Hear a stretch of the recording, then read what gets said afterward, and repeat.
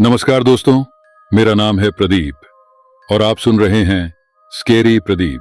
दोस्तों, आज की हमारी कहानी भूल भुलैया गुफा। दोस्तों, आज की कहानी भूल भुलैया गुफा नाम की एक रहस्यमयी जगह पर आधारित है।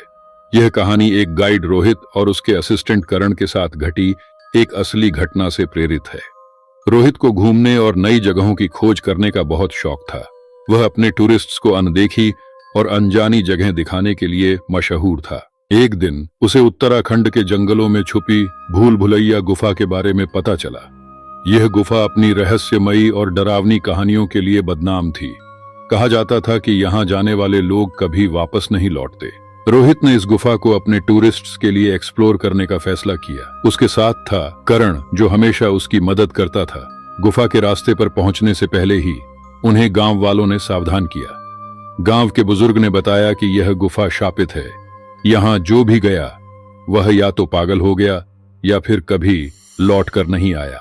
लेकिन रोहित ने इन कहानियों को अंधविश्वास मानते हुए नजरअंदाज कर दिया। शाम होते ही दोनों गुफा की ओर बढ़ने लगे। रास्ता घने जंगलों और डरावने सन्नाटे से भरा हुआ था। जैसे ही वे गुफा के करीब पहुंचे, करण को अजीब सी घुटन महसूस होने लगी। उसने रोहित से कहा, भाई, कुछ सही नहीं लग रहा। लेकिन रोहित ने उसे समझाया और दोनों गुफा के अंदर चले गए। गुफा के अंदर घुसते ही माहौल और अजीब हो गया।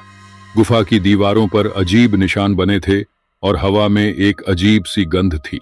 करण ने महसूस किया कि कोई उन्हें देख रहा है, लेकिन जब वह पीछे मुड़ा तो वहां कोई नहीं था। अचानक करण को लगा कि उसके सिर पर कोई भारी चीज रख दी गई हो। उसका सिर दर्द से फटने लगा। तभी गुफा के अंदर से एक महिला की चीख सुनाई दी। रोहित ने बिना कुछ सोचे उस आवाज की ओर बढ़ना शुरू कर दिया। जैसे जैसे वह आगे बढ़ रहा था, उसे महसूस हुआ कि कोई उसके आसपास चल रहा है। लेकिन जब वह रुका और देखा तो वहां कुछ नहीं था। तभी उसने देखा कि एक कोने में एक महिला बैठी हुई थी। वह सफेद साड़ी में थी और उसके बाल बिखरे हुए थे। रोहित ने उसे पुकारा, लेकिन महिला ने कुछ नहीं कहा। अचानक उसने सिर घुमाया और रोहित को घूरने लगी। उसकी आंखें खून की तरह लाल थीं। रोहित को समझ नहीं आया कि क्या करे।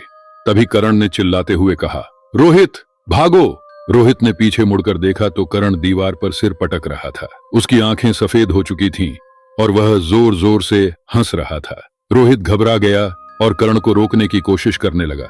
लेकिन तभी एक अदृश्य ताकत ने रोहित को गुफा के और अंदर खींच लिया। रोहित फिसलकर गुफा के एक अंधेरे हिस्से में पहुंच गया। वहां उसे सैकड़ों लोगों की परछाइयां दिखाई दी। वे सभी उसे घूर रहे थे। उनकी आंखों से आंसू बह रहे थे और वे दर्द में कराह रहे थे। रोहित का दम घुटने लगा। रोहित ने किसी तरह बाहर निकलने की कोशिश की, लेकिन हर कदम पर उसे कोई अदृश्य शक्ति रोक रही थी। गुफा के अंदर से बच्चों के रोने की आवाजें आने लगी। वह पूरी तरह टूट चुका था। तभी एक तेज चीख के साथ सब कुछ शांत हो गया। रोहित ने खुद को गुफा के बाहर पाया। करण बेहोश पड़ा था। रोहित ने उसे खींचकर बाहर निकाला और दोनों किसी तरह वहां से भागे। इस घटना के बाद रोहित और करण ने कसम खाई कि वे कभी इस जगह का नाम भी नहीं लेंगे। दोस्तों, ऐसी कहानियां हमें बताती हैं कि हर जगह को एक्सप्लोर करना जरूरी नहीं। कुछ रहस्य हमेशा रहस्य ही रहना चाहिए। अगर आपको यह कहानी पसंद आई हो तो चैनल सब्सक्राइब करना न भूलें और अगली बार फिर मिलते हैं एक नई डरावनी कहानी के साथ।